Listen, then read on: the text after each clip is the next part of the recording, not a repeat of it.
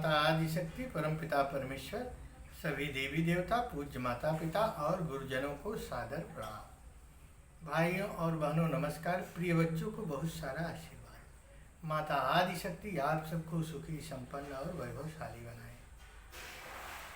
जो पूजा हम घर में नियमित करते हैं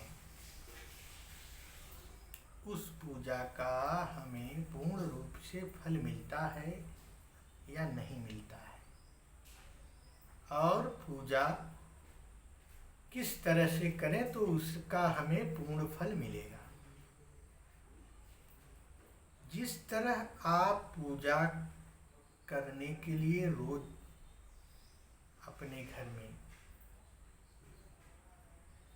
पूजा के समय पे जाते हैं, उसी तरह से आपसे पूजा लेने के लिए देवी देवता वहाँ आपसे पहले पहुँच जाते हैं। इसलिए पूजा में ये भूल कभी न करें कि आज 4 बजे सुबह, फिर 5 बजे सुबह, फिर 6 बजे, फिर 7 बजे, फिर 8 बजे, इस तरह से पूजा नहीं करनी चाहिए। नहीं तो देवताओं को आप कब पूजा करेंगे इसका विश्वास ही नहीं रहता। इसलिए पूजा का एक सही समय बना लें। जरूरी नहीं है कि आप सुबह में ही पूजा करें। आप गृहस्थ हैं, अपने हर कार्य को पूर्ण करके 7 बजे, 8 बजे, 9 बजे, 10 बजे, 12 बजे के पूर्व पहले ही एक समय आप पूजा का बना लीजिए और प्रेम पूर्वक देवी देवताओं की पूजा करें जिस तरह आपको पूजा करनी आती है। उसके बाद आरती भोग लगाने के बाद माता पिता, गुरु और देवी देवता इनसे मांगने में कभी संकोच मत करिए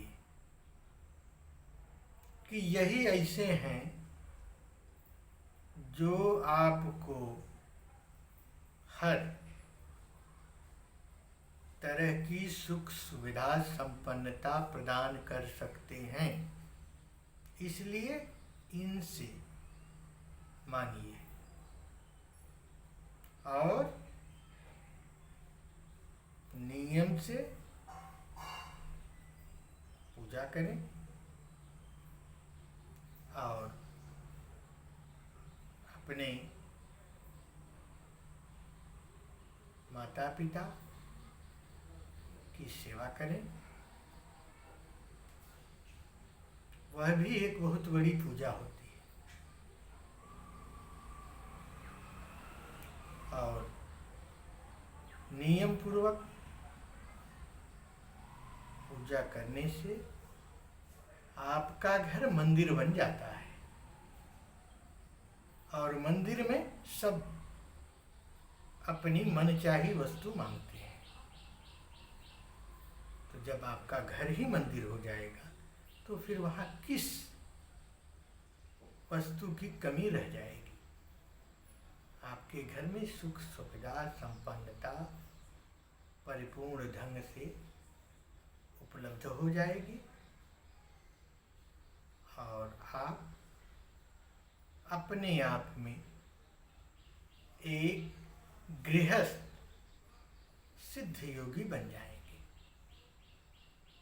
इसलिए अपने पूजा का नियम बनाएं और सही समय का किया हुआ पूजा पाठ बहुत महत्व रखता है। इस तरह आप अपने